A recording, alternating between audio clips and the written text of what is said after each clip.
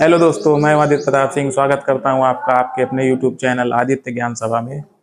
दोस्तों, आज हम लोग समुच्चय पढ़ेंगे, सेट पढ़ेंगे। क्लास 11th का जो चैप्टर नंबर फर्स्ट है उसको आज हम लोग पढ़ेंगे और सीखेंगे कि समुच्चय में है क्या और समुच्चय क्या है, वो चीजें सीखेंगे। तो समुच्चय जो है शब्दों के या वस्तुओं के सुपरिभाषित संग्रह को क्या कहते हैं? समुच्चय कहते हैं। वस्तुओं के सुपरिभाषित संग्रह को क्या कहते हैं? समुच्चय कहते हैं। मतलब वेल डिफाइंड कलेक्शन। जो वस्तुओं का सुपरिभाषित संग्रह, वेल डिफाइंड कलेक्शन, उसी को हम लोग क्या बोलते हैं? समुच्चय बोलते हैं। अब समुच्चय में हम लोग देखेंगे कि ये जो हमारी डिफिनीशन है वस्तुओं के सुपरिभाषित संग्रह, वस्तुओं के सुपरिभाषित सुपरिभाषित संग्रह को समुच्चय कहते हैं। क्या कहते हैं? समुच्चय कहते हैं। ये जो हमारी डिफिनीशन है ये हमारी टेक्निकल डिफिनीशन है समुच्चय की। अगर हम इसको समझे, वस्तुओं के सुपरिभाषित संग्रह को समुच्चय कहते हैं। मान लो कोई वस्तुएं रखी हैं, किसी भी क्रम में रखी हैं, उसको क्या करना है? सुपरिभाषित करना है, वेल डिफाइन करना है, मतलब अच्छे से व्यवस्थित करके लिखना है। लेकिन समुच्चय पहचानेंगे कैसे? कैसे करेंगे? तो एक डिफिनीशन हमारे पास और आती है कि समुच्चय वो है जो व्यक्ति और व्यक्तियों के अनुसार ना बदले। जो व्यक्ति और व्यक्तियों के अनुसार नहीं बदलता है वो हमारा समुच्चय कहलाता है। ये हमारी डिफिनीशन पूरे चैप्टर में काम करेगी। सबसे अच्छी डिफिनीशन है। क्या है? जो व्यक्ति, एक व्यक्ति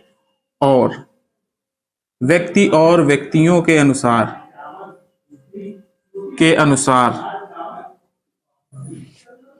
ना बदले उसे समुच्चय कहते हैं। ठीक? जो व्यक्ति और व्यक्तियों के अनुसार ना बदले उसे समुच्चय कहते हैं। जैसे बात करते हैं, व्यक्ति और व्यक्तियों के अनुसार ना बदले। अब आप सोचोगे ये कैसे? जैसे मैं हूं, अगर मुझसे कोई पूछेगा कि आप बताइए कि अंग्रेजी जो अंग्रेजी वर्णमाला है उसमें स्वर कितने हैं, तो मैं क्या बताऊंगा आपको कि ए, ई, आई, ओ, यू। मैं ये बताऊंगा ए, ई, आई, ओ, यू। लेकिन मैं अगर आपसे पूछूं कि अंग्रेजी वर्णमाला के स्वरों को बताइए, तो आप क्या कुछ और बताएंगे? यही तो बताएंगे। तो व्यक्ति और व्यक्तियों के अनुसार जो चीज ना बदले वही हमारा क्या कहलाती? समुच्चय कहलाती। अगर मैंने बताया कि अंग्रेजी वर्णमाला में जो स्वर हैं ए, ई, आई, ओ, यू, ये 5 स्वर हैं, अगर मैं आपसे पूछूंगा आप भी यही बताएंगे, और भी किसी से पूछेंगे तब भी वो यही बताएगा, बदल तो देगा नहीं। तो जो व्यक्ति और व्यक्तियों के अनुसार नहीं बदलता है वो हमारा क्या कहलाता है? समुच्चय कहलाता है। इतनी बात समझ में आएगी नहीं? जो फैक्ट है। अब मैं आपसे पूछूं कि सूर कितने हैं, अगर सूर हमको दिखता है तो एक सूर है, और किसी से पूछोगे तब भी वो बोलेगा एक है। ठीक है? तो ये क्या है? व्यक्तियों और व्यक्तियों के अनुसार नहीं बदल रहा है। और भी पूछ दें, कोई एक प्रथम सम आभास संख्या बताइए। प्रथम सम आभास संख्या बताइए, तो क्या बताएंगे?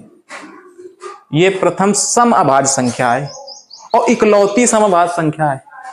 मैं पूछूंगा एक सम आभाज्य संख्या बताइए, एक।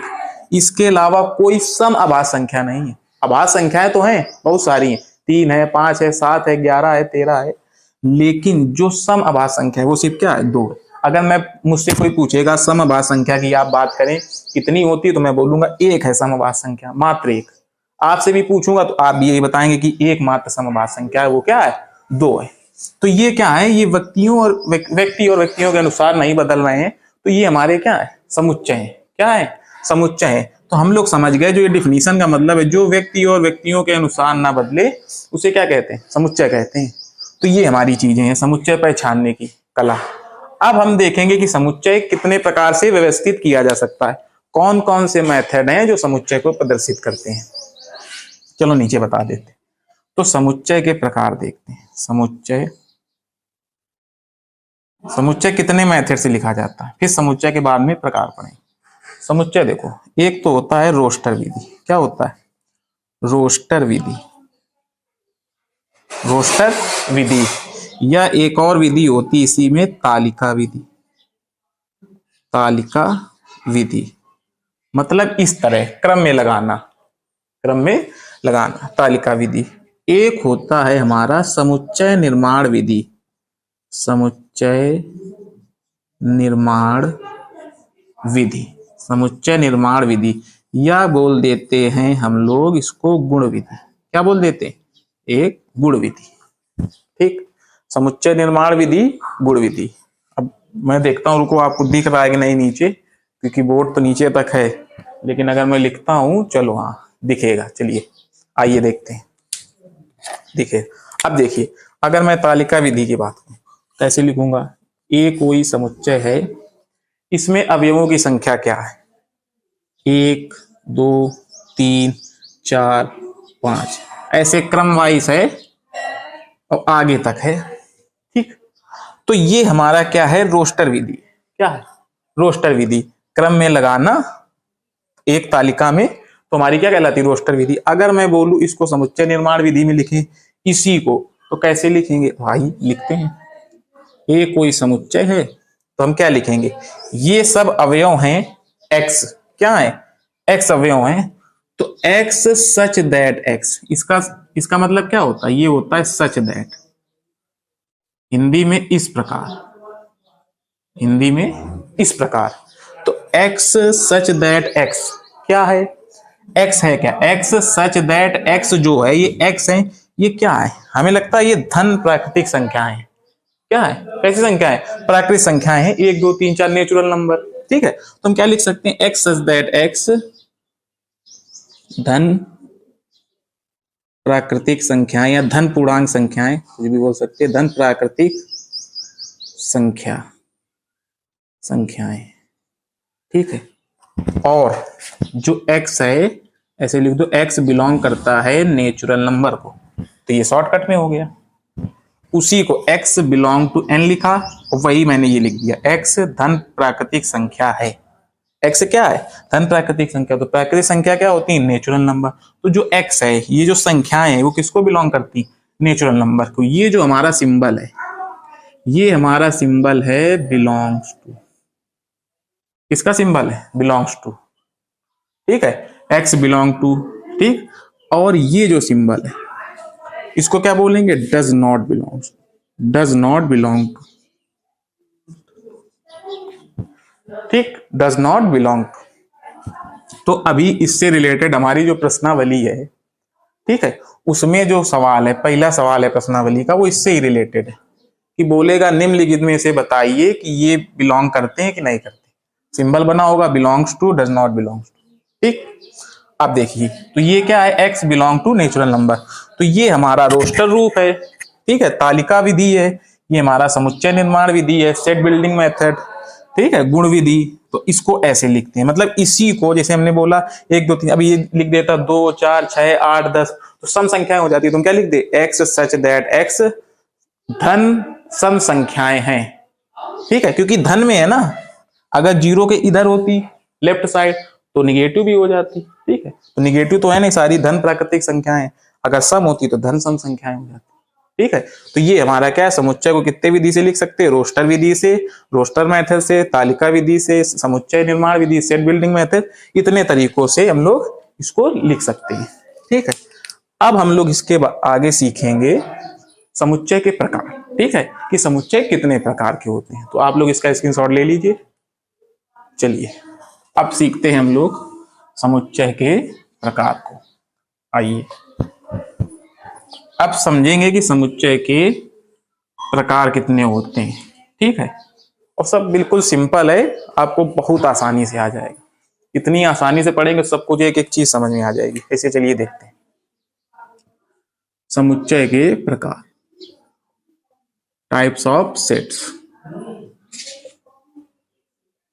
चलिए क्या है? नंबर एक क्या है? रिक्त समुच्चय।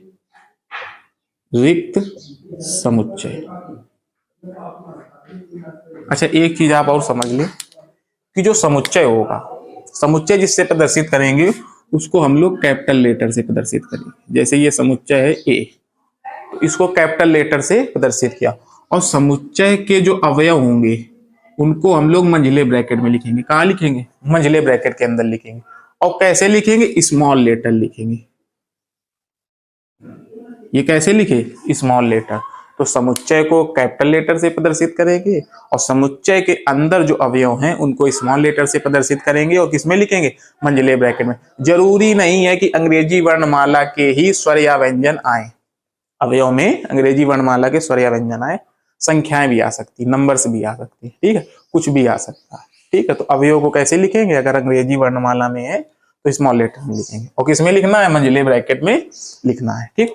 चलिए अब सीखते हैं हम लोग रिक्त समुच्चय। रिक्त समुच्चय मतलब देखो, हम लोग पढ़ रहे हैं यूपी बोर्ड हिंदी मीडियम, लेकिन थोड़ी थोड़ी इंग्लिश भी हम लोगों को आनी चाहिए। मान लो आगे अगली कक्षाओं में जाएंगे तो हमें इंग्लिश में ही पढ़ना पड़ेगा। ग्रेजुएशन करेंगे तो इंग्लिश में पढ़नी पड़ेगी, पोस्ट ग्रेजुएशन करेंगे इंग्लिश में पढ़नी पड़ेगी, ठीक है। तो सबसे पहले हम लोग तैयार हो जाएं कि चाहे हिंदी मीडियम हो चाहे इंग्लिश मीडियम। तो उसके लिए भी रिक्त समुच्चय को क्या बोलते हैं? Null set. क्या बोलते हैं? Null set. और क्या बोल सकते हैं? Empty set. क्या बोल सकते हैं? Empty set. Empty set. या और क्या बोल सकते हैं? और भी क्या बोल सकते हैं? और बोल सकते हैं वाइड सेट। क्या बोल सकते हैं? Wide set. तीन तरीकों से हम लोग इनको बोल सकते हैं। नल सेट को क्या रिक्त समुच्चय क्या बोल सकते हैं? नल सेट, इम्पटी सेट और वाइड सेट, ठीक। अब बारी आती है हमारी, ये साफ साफ नहीं लिखा, इसको साफ साफ लिखते हैं।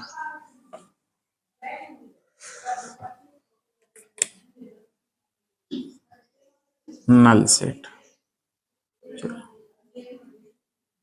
एक नल सेट हो गया, एक इम्पटी सेट हो जाएगा और एक वाइड सेट हो जाएगा, ठीक है।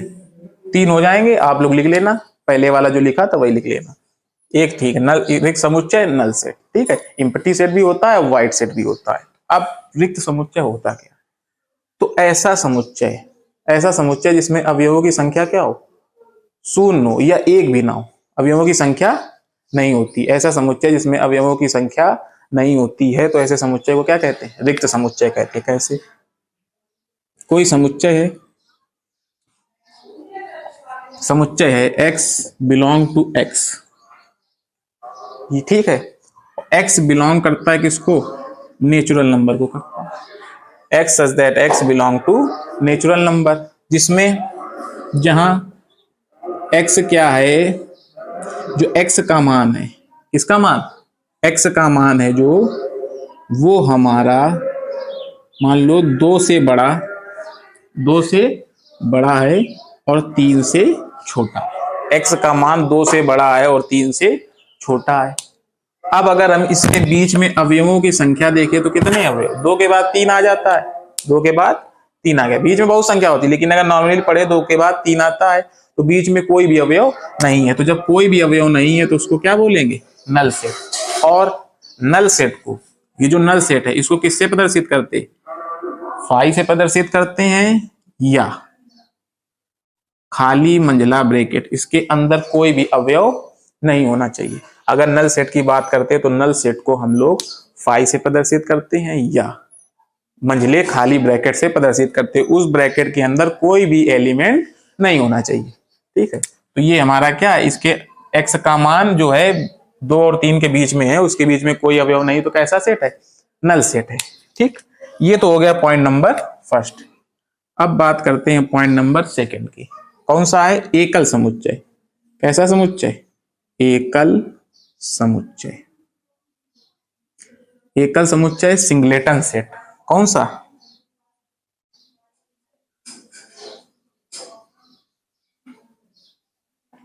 सिंगलेटन सेट, एकल समुच्चय, ठीक। एकल समुच्चय की बात करेंगे तो ऐसा समुच्चय जिसमें अवयवों की संख्या क्या हो? 1 हो। अवयवों की संख्या क्या हो? 1 हो। तो ऐसे समुच्चय को क्या कहते हैं? एकल समुच्चय कहते हैं। कैसे? ए समुच्चय है x such that x belong to natural number, जहां x का जो मान होगा 2 से बड़ा है और 4 से छोटा है। अब अगर मैं बात करता हूं तो 2 और 4 के बीच में एक अवयव आएगा, कौन सा आएगा? 3।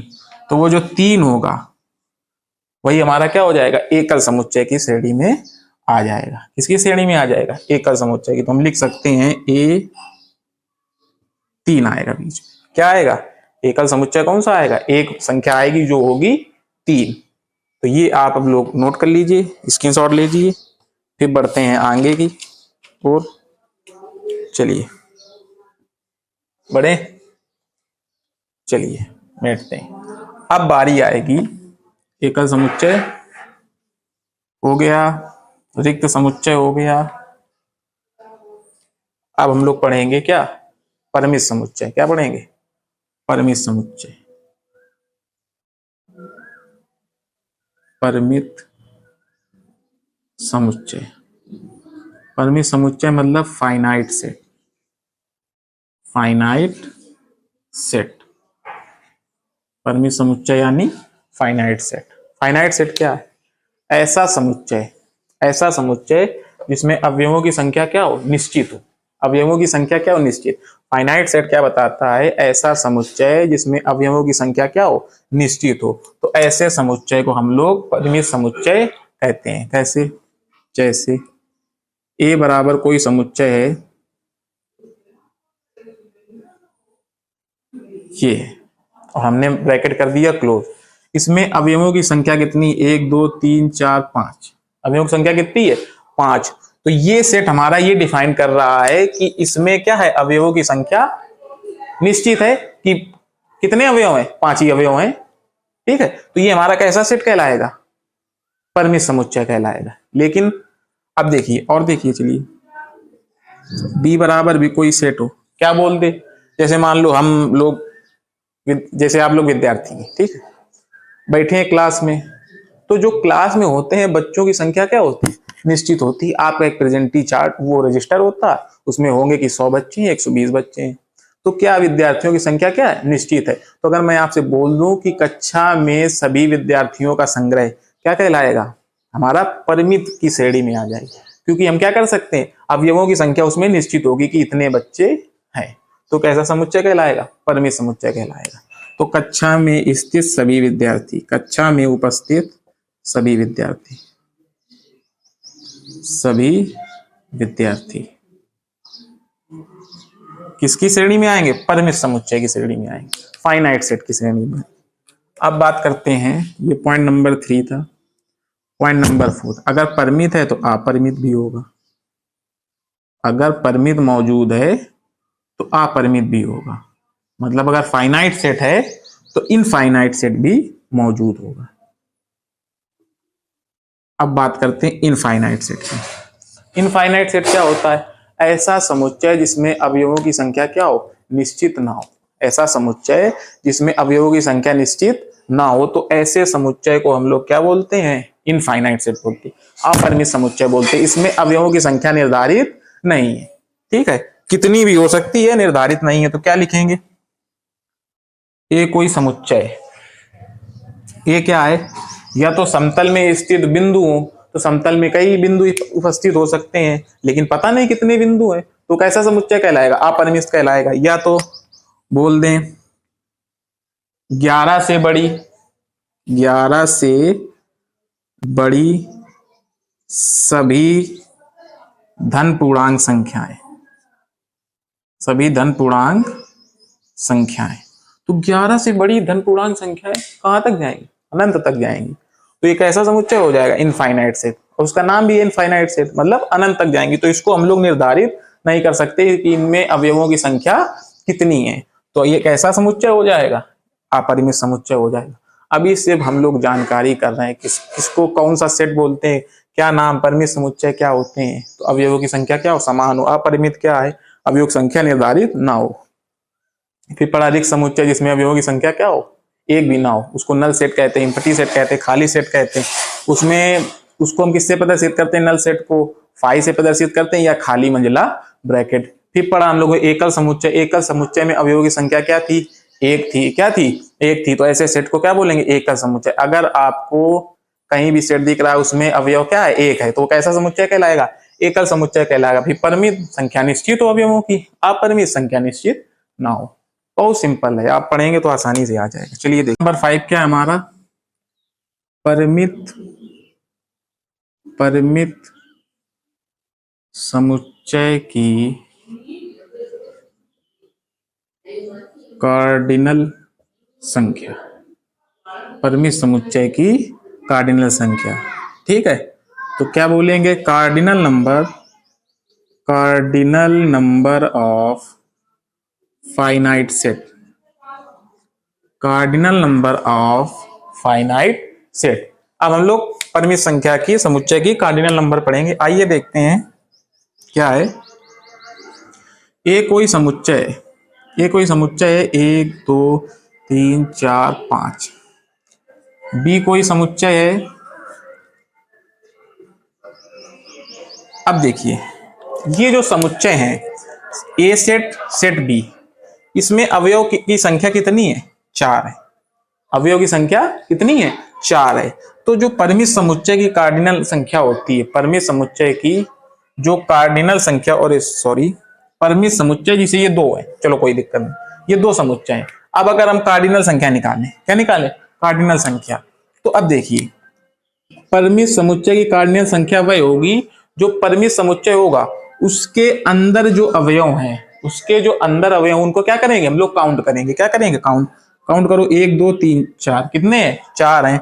तो जो परिमित समुच्चय है, परिमित समुच्चय को पहले आप सीख लें कि किससे प्रदर्शित करते हैं। तो परिमित समुच्चय को या तो OA से प्रदर्शित कर दें, जो समुच्चय, जरूरी नहीं A हो, यहाँ X भी हो सकता है तो OX हो जाएगा। ठीक है, तो परिमित समुच्चय को OA या NA से आप प्रदर्शित कर सकते हैं। ठीक है, तो अगर मैं इसकी कार्डिनल संख्या निकालूं, NA ज्यादा सुटेबल रहेगा, NA लिखते हैं। ठीक है, अगर मैं इसकी कार्डिनल संख्या निकालूं तो उसको NA से प्रदर्शित करेंगे, और कितने एलिमेंट है, तो 4, तो ये क्या हो जाएगी, इसकी कार्डिनल नंबर हो जाएगी।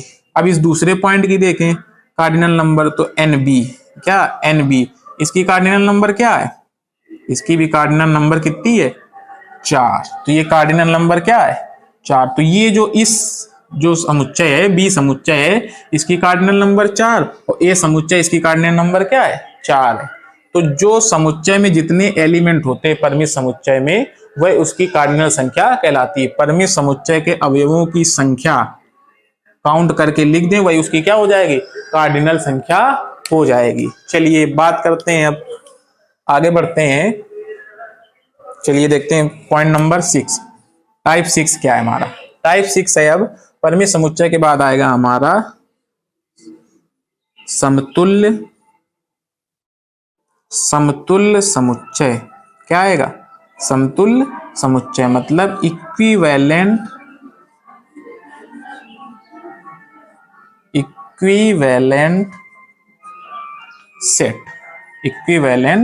सेट। ये हमारा क्या है, समतुल्य समुच्चय। ठीक है, समतुल्य समुच्चय क्या होता है, आइए देखते हैं समतुल्य समुच्चय को। समतुल्य समुच्चय वह समुच्चय होता है, इसमें क्या हो, जो परिमित समुच्चय, दो परिमित समुच्चयों की कार्डिनल संख्या क्या हो, समान हो। दो परिमित समुच्चय दिए जाए हमको, जैसे A और B दिए जाए, उनकी कार्डिनल संख्या क्या हो, समान हो, तो वो कैसा सेट कहलाएगा, हमारा समतुल्य सेट कहलाएगा। क्या कहलाएगा, समतुल्य सेट। जैसे देखें,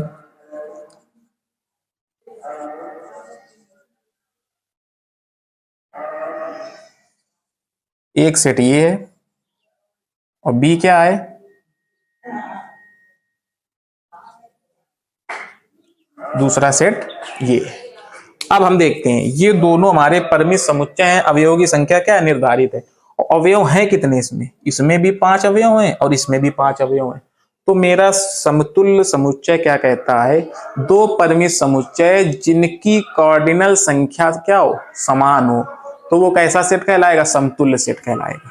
क्या कहलाएगा, समतुल्य सेट कहलाएगा। अगर मैं इसकी कार्डिनल नंबर निकालता हूं तो Na बराबर कितनी हो जाएगी, 5, और यही इसकी भी नंबर कहलाएगी। तो ये दोनों आपस में बराबर हो गए इनकी कार्डिनल नंबर, तो हम लिख देंगे Na बराबर Nb, और कितनी है कार्डिनल नंबर, 5, कितनी है, 5 है। तो ये हमारा कैसा सेट कहलाएगा, समतुल्य सेट कहलाएगा। समतुल्य समुच्चय कहलाएगा।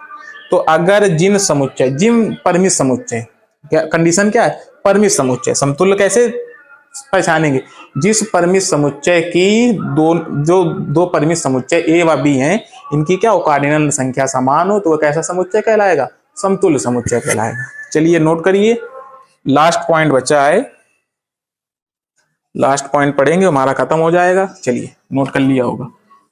अब टाइप 7 है हमारा क्या, समान समुच्चय। क्या है, चलिए इसको निमेटते नहीं, समान समुच्चय।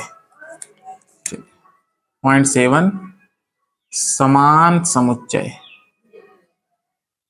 Equal set. कैसा सेट, इक्वल सेट। ये क्या बताता है, समान समुच्चय ये बताता है कि इसमें क्या हो, अवयवों की संख्या क्या हो, समान हो। अवयवों की संख्या क्या हो, समान हो। कैसे समान हो, जो सेट ए में एलिमेंट हो, जो सेट ए में एलिमेंट हो वही सेट बी में एलिमेंट होने चाहिए। क्रम बदल सकता है लेकिन एलिमेंट नहीं बदल सकता है। अगर इसमें ये एलिमेंट है तो इसमें भी यही एलिमेंट होने चाहिए। देखिए कैसे, इसमें दो है, इस समुच्चय में समुच्चय ए है, समुच्चय बी है। इस समुच्चय में 2 एलिमेंट है, इसमें भी 2 है। इसमें 4 है, इसमें भी 4 है। इसमें 6 है, इसमें भी 6 है। इसमें 8 है, इसमें भी 8।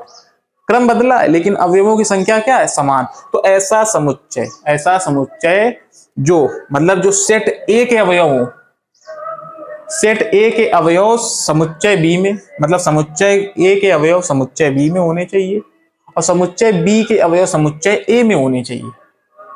अगर ऐसा आपको कहीं दिखता है तो वो समुच्चय क्या कहलाएगा, समान समुच्चय कहलाएगा। मैंने क्या बोला, समुच्चय ए के अवयव समुच्चय बी में हो और समुच्चय बी के अवयव समुच्चय ए में हो तो ऐसा समुच्चय क्या कहलाएगा, समान समुच्चय कहलाएगा। ये इसकी डिफिनीशन हो जाएगी। अगर हम लोग ऐसे समझे तो हम लोग देखेंगे ए ये अवयव दिए गए हैं 2 4 6 8 और बी में भी अवयव कहते हैं 2 4 6 8, बस क्रम बदला, अवयव क्या है, समान है। तो अगर अवयवों की संख्या आपकी समान रहती है तो कैसा समुच्चय कहलाएगा, समान समुच्चय कहलाएगा। चलिए आप इतना नोट कर लीजिए। चलिए ये आज आपकी थी इंट्रो क्लास। समुच्चय को आज हम लोगों ने सीख लिया है कि समुच्चय में क्या क्या है। तो सबसे पहले हम लोगों ने सीखा था समुच्चय के कि समुच्चय लिखते कैसे हैं। एक तो था हमारा रोस्टर विधि या तालिका विधि, दूसरा था समुच्चय निर्माण विधि, सेट बिल्डिंग मेथड या गुण विधि। तो ये 2 चीजें सीखी थी कि समुच्चय को लिखते कैसे हैं और रोस्टर विधि में कैसे लिखते हैं, समुच्चय निर्माण विधि में कैसे लिखते हैं, ये मैंने आपको बताया। फिर हम लोगों ने टाइप्स ऑफ सेट पढ़े, समुच्चय के प्रकार पढ़े, एकल सेट पढ़ा, रिक्त समुच्चय पढ़ा, परिमित समुच्चय पढ़ा, अपरिमित समुच्चय पढ़ा, परिमित समुच्चय की कार्डिनल संख्या पढ़ी, समतुल्य समुच्चय पढ़ा और समान समुच्चय पढ़ा। ये इतने टाइप्स हम लोगों ने पढ़ लिए। ऑलमोस्ट 7 टाइप्स हम लोगों ने पढ़े हैं। अब देखिए ये आप अगर पढ़ लेते हैं तो जब हम लोग इसकी एक्सरसाइज करेंगे, पहली एक्सरसाइज है जो उसको करेंगे बिल्कुल आसानी से हम लोग हल कर लेंगे, क्योंकि जितना ये चीजें पढ़ी हम लोगों ने इसी से रिलेटेड पहली एक्सरसाइज है, उसको आसानी से हम लोग हल करेंगे। तो आज आप लोग इतना पढ़िए, मिलेंगे अगली क्लास में, तब तक के लिए जय हिंद।